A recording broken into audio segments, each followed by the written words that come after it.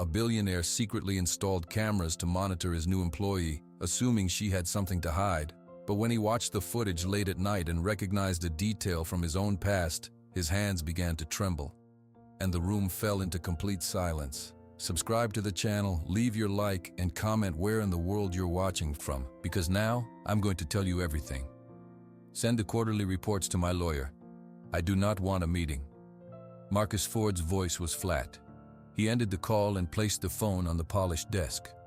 The room was silent. He looked at the empty chair across from him. No one ever sat there. He preferred it that way. His house in Beverly Hills was very big and very quiet. He had many rooms, but he only used 3: his bedroom, his office, and the kitchen. The rest were empty.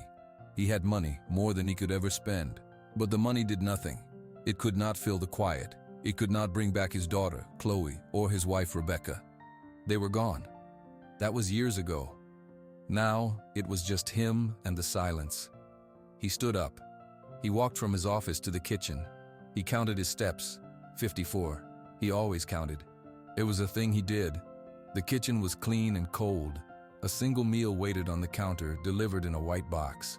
Grilled chicken, steamed broccoli, plain rice. He ate the same thing every day. He did not have to talk to a cook. He did not have to see anyone. He sat alone at the large table. He picked up a small tablet. On the screen, he saw his front gate. He saw the long driveway. He saw the living room, empty. He saw the library with books no one read. He watched the screens. He always watched. He trusted no one. Last month, he fired a man who drove his car for 10 years. The man asked for an extra $20 for gas. Marcus saw it as theft. A small theft is the start of a big theft. That was his rule. A woman came to clean the house 3 times a week. Her name was Ella Reed. She was new. The agency said she was good. Marcus watched her on the cameras. She was quiet. She moved through the rooms like a ghost. She dusted. She vacuumed. She did everything right. But Marcus was sure she was hiding something. Everyone hid something. He finished his meal. He put the box in the trash. He walked back to his office. 54 steps. The next day was Tuesday, Ella's day. Marcus sat in his office. He watched her on his screen. She cleaned the living room. She did not look at the expensive art. She did not touch the sculptures. She just cleaned. Her face showed nothing. She was young, but her eyes were old. She wore simple clothes. She worked without stopping. Marcus picked up his phone. He called a number. "I need 3 more cameras," he said. "Small ones. For the living room, the library, and the kitchen. Hide them well. I want them today." A man came in the afternoon. He installed the cameras. Marcus did not speak to him. He paid with a phone. The man left. Now Marcus could watch every move Ella made in those rooms. He felt a tight feeling in his chest. This was the right thing to do. He had to know. He had to be sure. That evening, the new cameras were working. Marcus watched the kitchen screen. Ella was wiping the counters. She was efficient. She was thorough. But her eyes kept drifting to the window, to the garden. It was getting dark. Rain began to tap on the glass. She finished. She turned off the main light, leaving only a small one over the sink. She stood still for a moment, listening. Then she did not go to the door to leave. She went to the back door. She stepped outside into the rainy garden. Marcus leaned forward. He switched the camera view. The outdoor camera showed a grainy picture. Ella walked across the wet stone path. She went to the far corner of the garden. This part was overgrown. There was an old wooden shed covered in ivy. No one used it. Ella looked around. She looked back at the house. Then she pushed aside the thick, wet ivy on the side of the shed. There was not just a wall. There was a door, a hidden door. She opened it. Marcus held his breath. A small shape came out of the darkness. Ella reached down and took a small hand. She led the figure into the light from the kitchen window. It was a little girl. The little girl was very small. She wore a faded dress the color of an orange. Ella quickly led her through the rain and into the warm, quiet kitchen. She closed the door softly. "Shh, my little shadow," Ella whispered, kneeling down. "We are safe here for now. Just the sound of the rain." The girl did not speak. She held on to Ella's leg. Ella took a blanket from her cleaning cart and spread it in a corner, away from the window. She guided the girl to sit on it. On his screen, Marcus sat perfectly still. His hand, which had been reaching for his phone to call the agency, froze in the air. Asterisk, she brought a child. The thought was cold and sharp.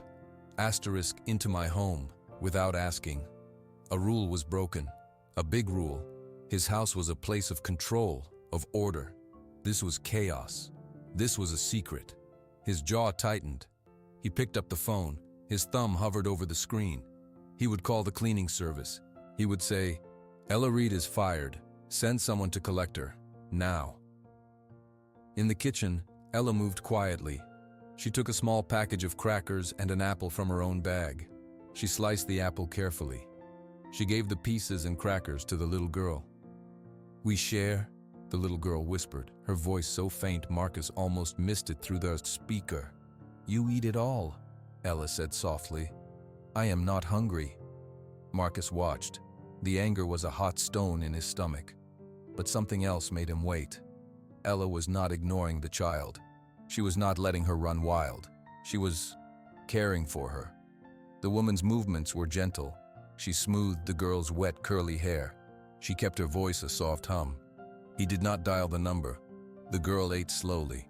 Ella went back to work, wiping the counters she had already cleaned, staying close. She kept looking at the windows, at the door to the garden. She was not just working, she was standing guard. Marcus's eyes moved from Ella to the child. The girl was small, maybe 3 years old. She sat still on the blanket, eating her apple slice. The light from over the sink caught her face when she turned. Marcus leaned closer to his monitor. His breath fogged the glass. The girl had a lot of curly hair. It was a dark red color, like auburn. And her eyes, when she looked up at Ella, they were big and wide, a bright, clear green. A fist of ice closed around Marcus's heart. He knew those eyes. He had loved those eyes, Rebecca's eyes. "No," he said to the empty room. It was just a coincidence. Many people had green eyes. The little girl finished her food. She turned her head to look at the big, dark refrigerator. She was sideways to the camera. Marcus saw the side of her neck. Everything stopped. The air left his lungs. The world shrank to the few pixels on the screen. On the left side of her neck, just below her ear, was a mark. It was a reddish patch of skin. Its shape was unmistakable. It was not a blur. It was a perfect, tiny leaf. His phone slipped from his hand. It hit the floor with a loud crack. He did not hear it. He could only see the mark, Chloe's mark, his baby's birthmark, the one he had kissed 1,000 times, the one the ocean was supposed to have taken away forever. A sound came from his throat. It was not a word. It was the sound of a man breaking. On the screen, the little girl leaned against Ella, who was now folding the blanket. Ella hugged her close, rocking her a little. Marcus fell back into his chair. The room spun. The facts, cold and hard, clashed in his mind. Chloe was dead. He had buried her at sea. This was a different child. But that face, those eyes, that birthmark, in that exact place, it was impossible. It was impossible, yet he was seeing it. He looked at the phone on the floor. He did not pick it up to call security. Instead, he pulled his chair closer to the desk. His hands were shaking. He could not look away. The woman, Ella, was packing her things. She helped the little girl put on a small, dry sweater from her bag. She whispered to her, "Time to go back to our little nest, Shadow, just until we finish." The girl nodded, holding up her arms. Ella lifted her with a quiet strength. She turned off the small light. She went to the back door, checked the garden, and stepped out into the rain. In a moment they were gone, vanished into the dark corner by the old shed. Marcus sat in the dark of his office for a long time. The only light was the glow from the monitor, now showing an empty kitchen. The anger was gone. It was replaced by a huge, ringing silence full of one screaming question. Asterisk, who is in my house? The gray light of morning found Marcus in the same chair. He had not moved. The screen in front of him was dark. He had watched the recording from the kitchen camera over and over. He had paused it on the little girl's face, on her neck. The birthmark was there, a small, strawberry-colored leaf. He stood up. His body felt stiff. He walked to a wall of books and touched a hidden panel. It opened to reveal a safe. His hands were steady now, cold. He worked the lock. Inside were not jewels or money. There was a single, small photo album. He took it out. He sat back at his desk. He opened the album. The pictures were old. The first one was of Rebecca holding a baby wrapped in a white blanket. Chloe. He turned the page. A close-up of Chloe laughing. She was 6 months old.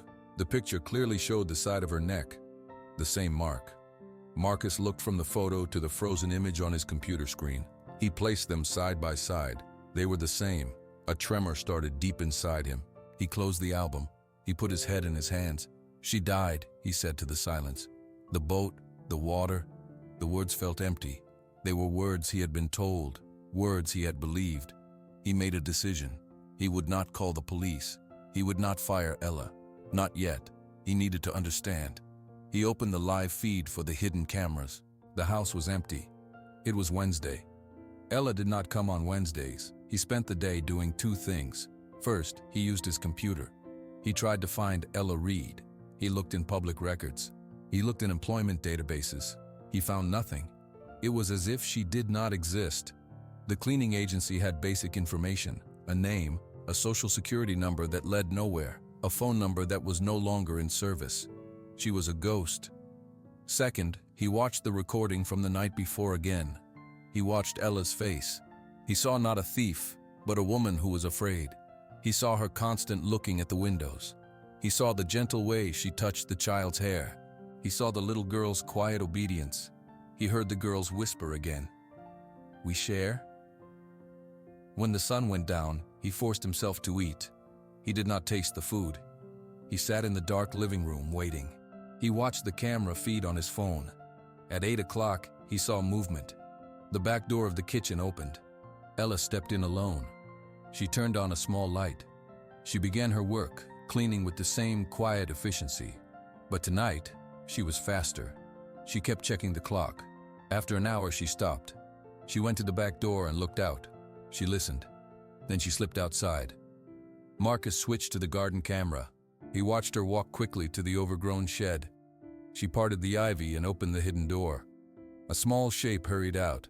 Ella lifted the little girl into her arms and carried her back to the kitchen. Tonight, the girl wore pajamas. They were clean but old. Ella sat at the table with her and opened a book. It was a simple picture book about animals. "What does the cow say, Lily?" Ella asked softly. The little girl, Lily, pointed to the picture. "Moo," she whispered. "That's right. And the sheep?" "Baa." Marcus felt a sharp pain in his chest. Asterisk Lily. Asterisk her name was Lily, not Chloe. He watched them. Ella read in a low, calming voice. Lily leaned against her, a thumb in her mouth. She looked tired. When the book was done, Ella gave her a cup of water. "Time for sleep, my shadow." "Stay?" Lily asked, her green eyes wide. "Just until you fall asleep," Ella promised. She spread the blanket in the corner again. She lay down next to the small girl, holding her close. She began to hum a tune. It was a lullaby. Marcus recognized it. It was an old song. Rebecca used to hum it. He could not watch anymore. He stood up and paced the dark living room. His mind was a storm. This child, Lily, had his daughter's face, his daughter's mark. She was with a woman who had no past, a woman who hid her in a garden shed, a woman who hummed his wife's lullaby. The pieces did not fit. But 2 things were now clear. This was not a simple case of a cleaner breaking a rule, and the little girl was in some kind of hiding. He went back to his office. On the screen, Ella was still lying with Lily, who was now asleep. Ella's eyes were open. She was staring at the ceiling. Then she did something she never did in front of the cameras. A tear rolled down her temple and into her hair. She whispered words so faint the microphone barely caught them. "I'm so sorry, I had to take you. He was going to hurt you." Marcus stopped breathing. Asterisk, hey, asterisk. Someone was going to hurt the girl. Ella took her. She was hiding from a man. The puzzle twisted again. The child might be his, but she was also in danger. And the only person standing between her and that danger was the ghost woman, Ella. Marcus sat down heavily. He was no longer just a man who had lost everything. He was a man on the edge of a terrible secret. He would watch. He would wait. He would learn who he was. And he would decide what to do with the girl who had his daughter's eyes. Marcus did not sleep that night. The whisper played in his head on a loop. Asterisk, he was going to hurt you. He sat in the dark, watching the live feed from the kitchen. Ella had stayed with Lily until the sky began to lighten. Then she had carried the sleeping girl back to the shed. Ella left the house just before 6 in the morning, her face pale and tired. Marcus felt a new feeling. It was not suspicion. It was a cold, heavy worry. The girl, Lily, might be his Chloe, and someone wanted to hurt her. He could not just watch anymore. He needed to know everything.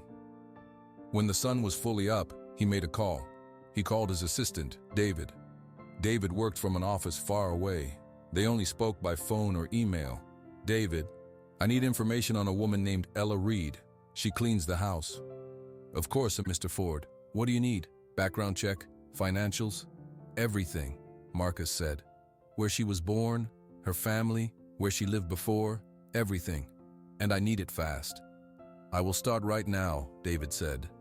Marcus spent the morning pacing. He tried to work but could not focus. His eyes kept going to the tablet showing the empty kitchen. He watched the garden camera fixed on the ivy-covered shed door. It did not move. In the afternoon, David called back. Mr. Ford, I have hit a problem. What problem? There is very little on Ella Reed. The social security number is not active. There are no driver's licenses, no property records, no school records. It is like she appeared 1 year ago. The address she gave the cleaning service is a vacant lot in Phoenix, Arizona. Marcus's hand tightened on the phone. Keep looking. I am trying, but it is a dead end. She is a ghost. Marcus ended the call. A ghost, just like he thought. This was not an accident. Ella was hiding from something big, from someone big. That evening, he was ready. He had his tablet and his phone. He sat in his office and watched Ella arrive. She came in through the back gate, as always. She did not use the front. She started her work in the living room. Marcus watched her closely. He saw things he had missed before. Every few minutes, she would stop and look out a window. Not a casual look, a careful, searching look. When she vacuumed near the front of the house, she did not look out the big windows by the door. She kept her back to them, as if she did not want to be seen. She was scared, all the time. Later, she brought Lily in from the shed. The girl was quiet. She had a small, ragged, stuffed rabbit with one ear. She held it tightly. Are you hungry, Lily? Ella asked, her voice soft. Lily nodded. Ella prepared the same simple food. Tonight, she sat with Lily at the small table in the breakfast nook. She helped her with the apple slices. Big bite for a big girl, Ella said. Lily took a small bite. You have one, she said, holding out a slice. Ella smiled a real smile, quick and warm. Okay, we share. She took the slice. For a moment, they were just two people having a quiet meal. Then Ella's eyes flicked to the window over the sink. The smile vanished. Her body went still, listening. What's wrong? Lily whispered, her green eyes getting wide. Nothing, Shadow. Just the wind. Ella's voice was calm, but her hand reached out and stroked Lily's hair. Finish your cracker. Marcus saw it all. The love was real. The fear was real. This was not a kidnapper. This was a protector. After Lily ate, Ella let her play quietly on the blanket with her rabbit. Lily held the toy up and made it hop along the floor. She was whispering to it. Then she stopped. She was looking at the ceiling in the corner. She pointed a small finger. Ella, a little eye, in the wall. Marcus's blood went cold. She was pointing right at the hidden camera. Ella froze. She looked where Lily pointed. She could not see the camera. It was too well hidden.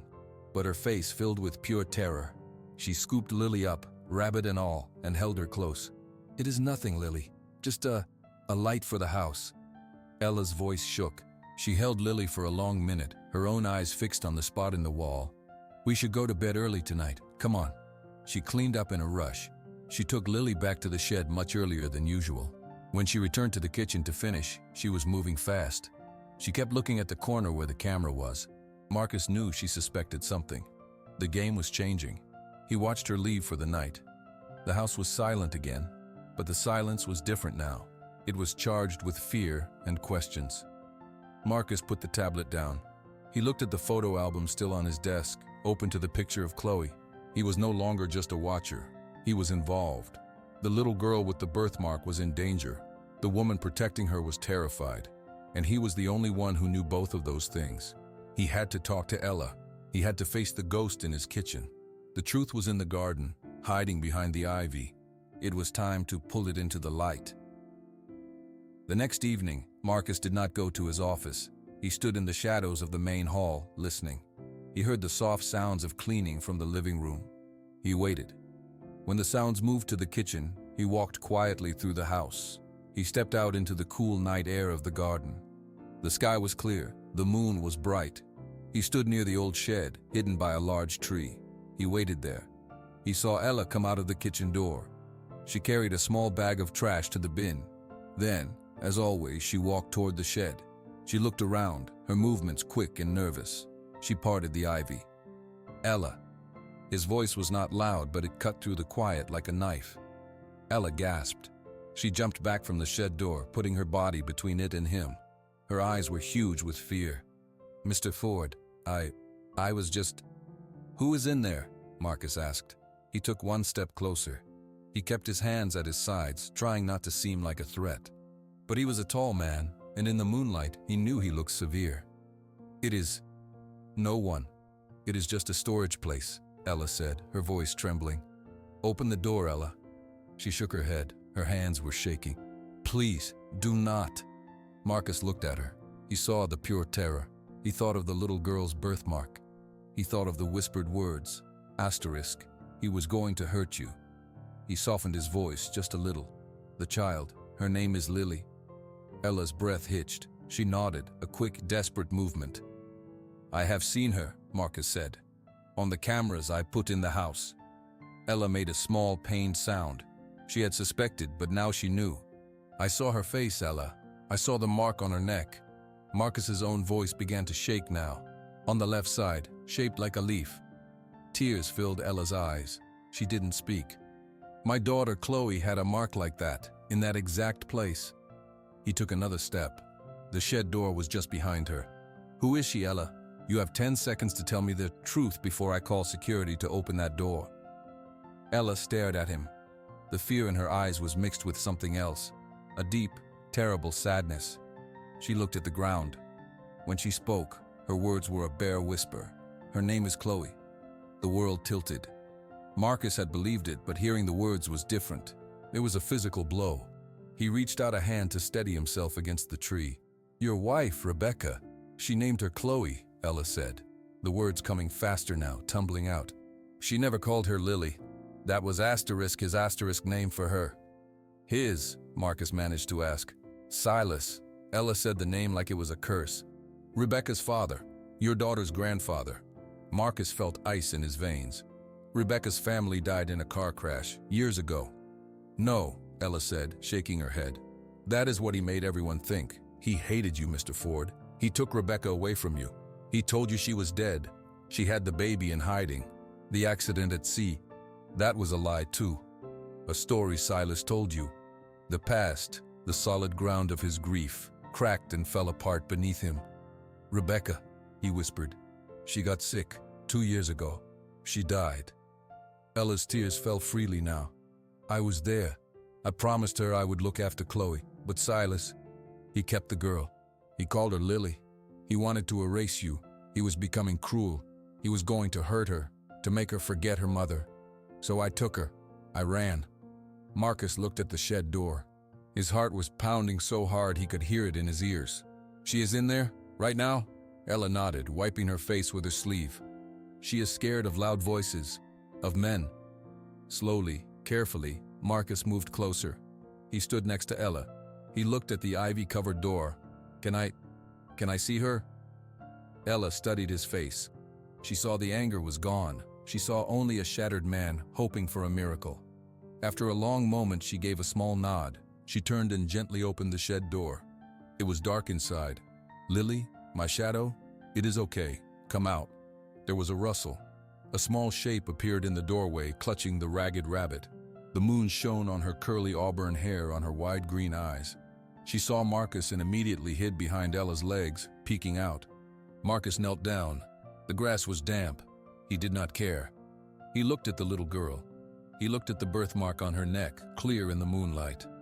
"Hello, Chloe," he said, his voice thick. "My name is Marcus." The little girl did not answer.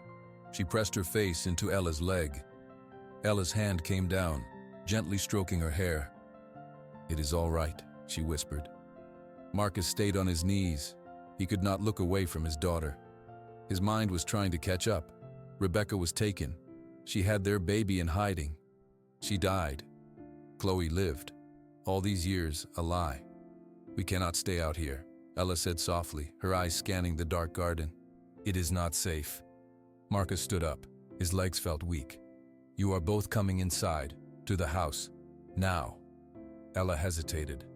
"The cameras are mine. No one else sees them." His voice was firm, but not unkind. It was the voice of a man making a decision. "Bring her inside, Ella, please." Ella looked at his face for another long moment. Then she bent and picked Chloe up. The girl wrapped her arms and legs around Ella, hiding her face and her neck. They followed Marcus through the garden and into the bright, warm kitchen. Marcus pointed to the large, soft chair in the living room. "Sit. I will make tea." He did not know why he said that. He never made tea. Ella sat, holding Chloe on her lap. The girl peeked out at the big, unfamiliar room, her eyes wide. Marcus moved around the kitchen, boiling water, finding cups. His hands were not steady. When he brought the tea, he placed it on a low table and sat in a chair opposite them. He felt like he was in a dream. "Tell me everything," he said. "Start from the beginning." Ella took a shaky breath. She kept one arm wrapped tightly around Chloe. "I grew up in a place called the Garden. It is in the Arizona desert. It is not a real town. It is a community run by Silas. He took me in when I was small. I had no family. He was everything. The law, the rule." "Rebecca was there?" Marcus asked. "Yes, she was his daughter. She lived in the main house. She was kind to me. She taught me to read. She told me stories about you, about the man she loved. She told me about Chloe." Ella's eyes filled again. "Silas told everyone you were a bad man, that you did not want Rebecca or the baby. He said the boat accident was real, but Rebecca told me the truth. Silas forced her to leave you. He made her write the letter saying she did not love you anymore. He told you she died in a crash. He hid her away." Marcus remembered the letter. It had destroyed him. He believed she had stopped loving him. He closed his eyes for a second. The pain was fresh, even now. When Rebecca got sick, there was no good doctor. Silas would not let one come. She died when Chloe was just a baby. Ella hugged the little girl closer. After that, Silas changed. Chloe was a piece of you. He hated that. He started calling her Lily. He wanted her to forget her mother. He was strict. He was cruel. A few months ago, I heard him shouting at her. She was just a little girl. He said she had to forget. He said he would make her forget. I knew then I had to take her. "How did you get here?" Marcus asked. "I took some money. I took Rebecca's old car. I drove for 3 days. I came to Beverly Hills because Rebecca said you lived here. She said it was the last place her father would ever look. I needed a job. I needed a place to hide. I saw the ad for cleaning this house. It was big. It had walls. It had a garden to hide in." She looked down. "I am sorry I lied." Marcus shook his head. The words Ari meant nothing now. "You saved her." "I tried," Ella whispered. Marcus looked at Chloe. She was watching him now, her thumb in her mouth. "Does she know about me?" "No," Ella said. "She knows her mother is gone. She knows we are hiding from Silas. She knows his voice is bad. That is all." Silence fell. Marcus absorbed it all. His enemy was not fate. It was a man, a cruel, powerful man who had stolen his family. "He will be looking for her," Marcus stated. "Yes," Ella said, her voice tight. "He has many people who work for him. He has money. He will not stop." Marcus leaned forward, his elbows on his knees. He looked at Ella, then at his daughter, the two most important people in the world, and he had just met them both. "You will not hide in a shed anymore," he said. "You will stay in the house, in proper rooms. This is her home. It is your home now too." Ella's lip trembled. "You believe me?" "I see my daughter," Marcus said, his gaze fixed on Chloe. "That is all I need to believe." For the first time, a tiny flicker of something besides fear appeared in Ella's eyes. It looked like hope. Chloe, sensing the shift, pulled her thumb from her mouth and pointed at Marcus's cup. "Tea?" she whispered. Marcus looked at his full cup. He had not touched it. "Yes," he said. "It is tea." "Hot," Chloe stated. Yes, Marcus said, a strange, tight feeling in his throat. It is very hot. Marcus showed them to 2 rooms down the hall from his own. They were guest rooms, never used. They felt cold and empty. You can sleep here, he said to Ella. He pointed to the room next door. Chloe can have this one. Ella looked inside. She saw the big bed, the clean sheets. Thank you, she said softly. She still held Chloe, who was getting heavy with sleep. There are clothes in the drawers. They might be old, but they are clean. Marcus felt awkward. He was not used to having people in his space. He pointed down the hall. My room is there, if you need anything. He turned to leave, but stopped. He looked at Chloe, her head on Ella's shoulder. Good night, he said. Chloe did not answer. She just watched him with her big green eyes. Marcus went to his room. He did not sleep. He sat in a chair, listening to the quiet sounds of the house. He heard a door close. He heard the soft murmur of Ella's voice. He heard water running in a bathroom. These were new sounds. They made the house feel different, not empty, but strange. The next morning, Marcus was in the kitchen at 7 o'clock. He was making coffee. Ella came in, dressed in one of the simple dresses from the guest room drawer. She looked tired. Where's Chloe? Marcus asked. Still sleeping. She is not used to a soft bed. She slept very hard. Marcus nodded. He did not know what to say. He poured a second cup of coffee and handed it to Ella. She took it surprised. Thank you. They stood in silence. It was not a comfortable silence. We need to talk about what happens now, Marcus said. I know, Ella replied. She held the warm cup with both hands. First, we keep her safe. Inside these walls, no one comes in. No one knows she is here. He looked at Ella. You do not go out, not even to the garden alone. We do not know if Silas is looking here yet. Ella nodded. I understand. Second, Marcus said, I need to be her father. She needs to know me. Ella looked down at her coffee. That will take time. She is scared. I know, Marcus said, and his voice was rough. But we do not have much time. I need her to trust me enough to let me protect her. Just then, a small sound came from the doorway. Chloe stood there, holding her ragged rabbit. Her hair was a mess of curls. She wore a large t-shirt that went down to her knees. She looked from Ella to Marcus, her eyes unsure. Good morning, Shadow, Ella said, her voice brightening. She put her cup down and walked over. Did you sleep? Chloe nodded. She pointed at Marcus. Man is here. His name is Marcus, Ella said gently. Remember? He is letting us stay in the big rooms. Chloe looked at him. Marcus forced himself to smile. It felt stiff on his face. Hello, Chloe. Would you like some breakfast? She hid behind Ella's leg. It is okay, Ella whispered. She led Chloe to the table and helped her onto a chair. Ella made toast and cut up a banana. Marcus watched from the counter. He felt like a ghost in his own kitchen. Later that day, Marcus went to a storage room. He found an old box. Inside were Rebecca's things he had put away and could not bear to look at. His hands shook as he opened it. On top was a small white stuffed bear. It was clean and soft. Rebecca had bought it when she was pregnant. He took the bear back to the living room. Ella was reading a book to Chloe on the sofa. They both looked up when he entered. Marcus knelt on the floor, away from them. He held out the bear. This was your mother's, he said to Chloe. His voice was quiet. She wanted you to have it. Chloe stared at the bear. She did not move. Her little face was serious. Ella gave her a small nudge. You can look, Lily. It is okay. Slowly, Chloe slid off the sofa. She walked a few steps to Marcus. She stopped an arm's length away. She looked at the bear, then at his face. She did not take it. For you, Marcus said again. Chloe reached out one small hand. She did not take the bear from his hand.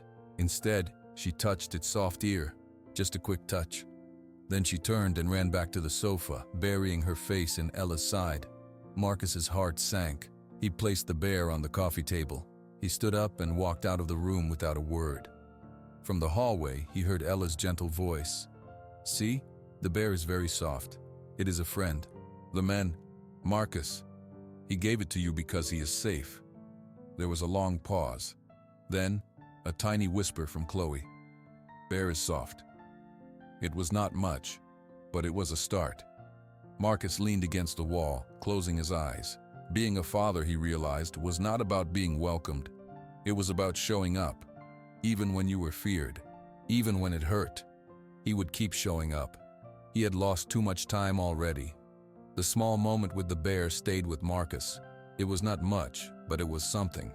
Over the next 2 days, he focused on 2 things: learning about Silas and being present. He spent hours in his office with his computers. Silas Prescott was not a ghost. He was a real person and very wealthy. He owned companies in Arizona and Nevada. He owned large areas of land. He had lawyers. He had security teams. He was a man who could make problems disappear. Marcus found old news articles about the car crash that killed Rebecca's family. The reports were brief, no pictures of the bodies. It was easy, he realized, to fake such a thing if you had money and isolation. He also watched Ella and Chloe. He ate meals with them, though Chloe rarely spoke to him. She would sit on Ella's lap or in the chair next to her. She would watch him. Sometimes she would look at the white bear, which now sat on a shelf in the living room. On the 3rd afternoon, Marcus was in the living room. He was trying to read a book. Chloe was on the floor nearby, playing quietly with 2 spoons she had claimed from the kitchen. She was making them talk to each other in whispers.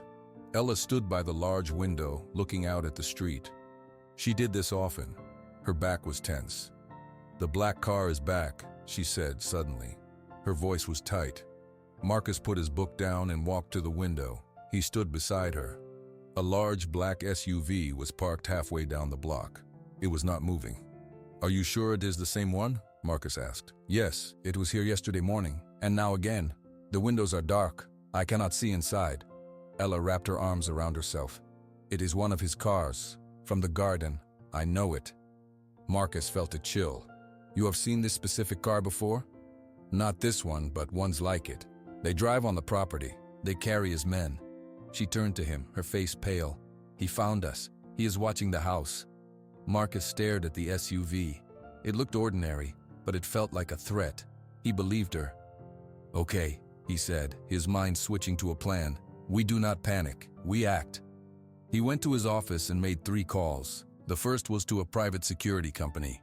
He hired 2 men to watch the front gate from inside the property, starting immediately. The second call was to an alarm company. He ordered more sensors for all the doors and windows and glass break detectors. The third call was to his lawyer. He started the process of pulling together all of Chloe's documents, his proof of paternity, the old photos, Rebecca's records. He knew he would need them. When he returned to the living room, Ella was sitting on the floor with Chloe, holding her close. The little girl could feel the fear. "Is the bad man here?" Chloe whispered into Ella's shirt. "No, Shadow. Not yet. We are safe in here." Marcus crouched down near them. He looked at Chloe. "We are going to make the house very safe. Do you understand?" Chloe looked at him. She gave a small nod. "Good." He looked at Ella. "But we also need a plan to leave. If they try to come in, we cannot stay and fight. We run." "Where would we go?" Ella asked. "I have a place," Marcus said. "A small house near the ocean. No one knows about it. It is quiet. We can get there in 2 hours." He had bought it years ago, thinking he would hide from the world. Now he would use it to hide his world. Ella nodded. "Okay, what do we do?" "We prepare a bag, for you and for Chloe. Clothes, medicine, a rabbit. Keep it ready. If I say the words unsaid, you take Chloe and you go to the garage. My car will be there. You get in the back and you get down. You do not look up. Do you understand?" "Sunset," Ella repeated. "Yes." The black SUV drove away an hour later, but the feeling it left behind did not go away. The house was no longer just a hiding place. It was a castle under siege. That night, Marcus checked every lock himself. He watched the camera feeds until his eyes burned. Silas was no longer a ghost from the past. He was a man in a black car, waiting. And Marcus knew that waiting would not last forever. The black car did not return the next day, but the sky turned the color of lead. By late afternoon, the wind began to howl around the corners of the big house. It was the kind of storm that rarely hit Beverly Hills. "It is going to be a bad one," Ella said, watching the trees bend from the living room window. Marcus was checking the security feed on his tablet. "The cameras outside are shaking, but they are working." He had told the two security guards to stay in their car at the gate, but to come to the house if they saw anything. The wind was so loud he wondered if they would hear anything at all. As night fell, the storm hit in full force. Rain lashed the windows like small stones. The lights flickered once, then twice. "Get the bag," Marcus said to Ella. His voice was calm, but his eyes were not. Ella ran to the guest room. She came back with a small backpack. She had Chloe by the hand. The little girl was dressed in warm clothes. She held her rabbit and the white bear. The lights flickered again and went out. The house plunged into a deep, roaring darkness. The only light came from the flashes of lightning outside. The hum of the security system stopped. The tablet in Marcus's hands went black. "The power is gone," he said. "The backup should start." But seconds passed, and nothing happened. The storm must have damaged the generator. "What do we do?" Ella asked. She picked Chloe up. The child buried her face in Ella's neck. "We stick to the plan. We go to the garage. Now." Marcus felt his way to a drawer and took out a large flashlight. He turned it on. The beam cut through the dark. They moved into the main hall. The wind screamed outside. Then, over the noise of the storm, they heard a new sound. A sharp, metallic asterisk snap asterisk from the direction of the back garden gate. Ella froze. "They are here." Marcus listened. He heard voices, shouted orders, swallowed by the wind. More than one man. "Change of plan," he said quickly. "You remember the room? Behind the library?" Ella nodded, her eyes wide with terror. "Go. Hide. Do not come out, no matter what you hear." He pushed the flashlight into her free hand. "Take this. Go now." "But you—" "Go, Ella." It was not a shout, but a command that brooked no argument. Ella turned and ran down the dark hall toward the library, clutching Chloe and the light. Marcus turned toward the kitchen and the back door. He had no weapon. He had nothing but his hands and his anger. He stepped into the dark kitchen just as the back door burst open. Two men in dark clothes stood there, rain blowing in around them. One held a large tool for cutting locks. The man with the tool saw him. "He's here." Marcus did not wait. He grabbed the first thing he could find, a heavy ceramic canister from the counter.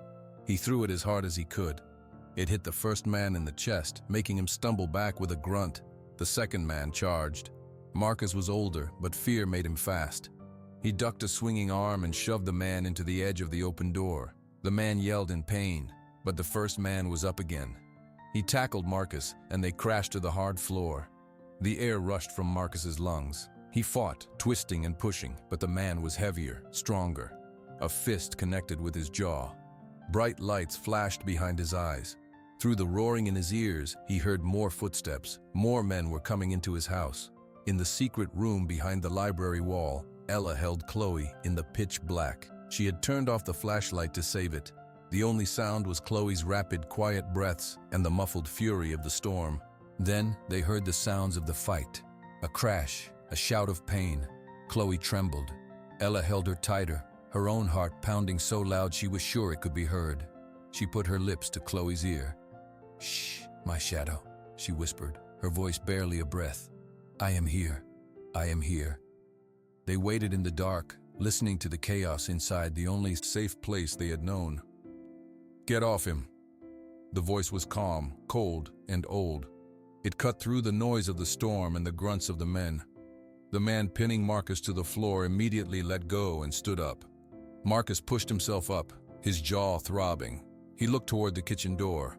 An older man stood there. He was tall, with silver hair. He wore a dark coat, not wet from the rain. He looked like he had just walked into a boardroom, not a storm-battered house. His eyes were pale and empty. This was Silas. Silas looked at Marcus with pure dislike. "Marcus Ford, we finally meet in person." Marcus got to his feet, breathing hard. "Get out of my house." "I am here for what is mine," Silas said. His voice was smooth. "My granddaughter, Lily, the woman you call Ella, stole her. I am taking her home." "She is not Lily," Marcus said, wiping blood from his lip. "Her name is Chloe.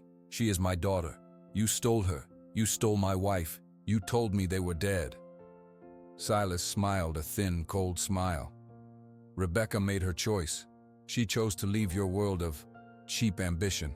The child belongs with her family, with me." She is with her family. Marcus took a step forward. The two guards moved to block him, but Silas raised a hand to stop them. You have no proof, Silas said.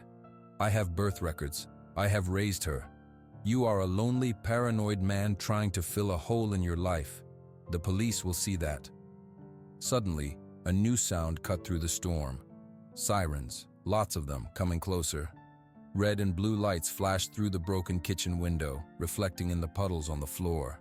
Marcus looked at Silas. I called them before the power went out. When I saw the car, I told them an armed home invasion was in progress, and I told them to bring the file from my lawyer. For the first time, Silas's calm cracked. A flicker of anger showed in his eyes. Police officers rushed through the broken door, their guns drawn. Hands in the air, everyone. Silas's men put their hands up. Marcus did the same. Officer, Marcus said loudly. My name is Marcus Ford. This is my home. These men broke in. That man, Silas Prescott, ordered it. He is trying to kidnap my daughter. An officer approached Silas. Sir, is that true? Of course not, Silas said, his smooth tone returning. There is a misunderstanding. The child is my ward. This man is unstable. He is holding a woman and a child against their will. They are here by choice, Marcus said. He lowered his hands slowly. Officer, the file. It has photos. It has DNA proof. It has the truth about my wife's disappearance. It is in the car outside. An officer went out and came back with a thick envelope. He opened it under the beam of a flashlight. He looked at the old pictures of Chloe, the birthmark clear. He looked at the official documents Marcus's lawyer had prepared. He looked at Silas. Mr. Prescott, you need to come with us. All of you. Silas's face went hard as stone. He did not resist as an officer took his arm. He just stared at Marcus with a promise of hatred as he was led away. His men followed. When they were gone, Marcus turned. Ella, Chloe, it is over. You can come out. A few moments later, Ella appeared at the library door, the flashlight in her hand. Chloe was in her arms, clutching both stuffed animals. They both looked terrified. The storm was passing. The wind was just a low whistle now. The first gray light of morning was coming through the windows. Marcus walked to them. He looked at Chloe. Her green eyes were wide, looking at his bloody lip, at the broken room. It is okay, he said softly. The bad man is gone. Chloe looked from him to Ella. Ella gave her a small, tearful nod. It is true, Shadow. We are safe. Slowly, carefully, Marcus reached out. He did not try to take her. He just put a hand gently on her small back. Chloe did not pull away. She leaned her head against Ella's cheek, but she kept her eyes on Marcus. She was studying him. You got hurt, she whispered. A little, Marcus said. It is okay. Ella slowly, carefully, shifted Chloe in her arms. She turned her slightly toward Marcus. An invitation. Marcus's heart hammered. He opened his arms. Ella placed Chloe into them. The little girl was light. She felt small and solid. She stiffened for a second, then relaxed, settling against his chest. She put her head under his chin. He could feel her breathing. He could smell her clean child smell. He held her, and he never wanted to let go. Ella put a hand on his arm. She was smiling through her tears. In the quiet, dawn-lit house, with the broken door and the mess around them, they stood together. The long night was over. The empty house was empty no more. It was finally a home.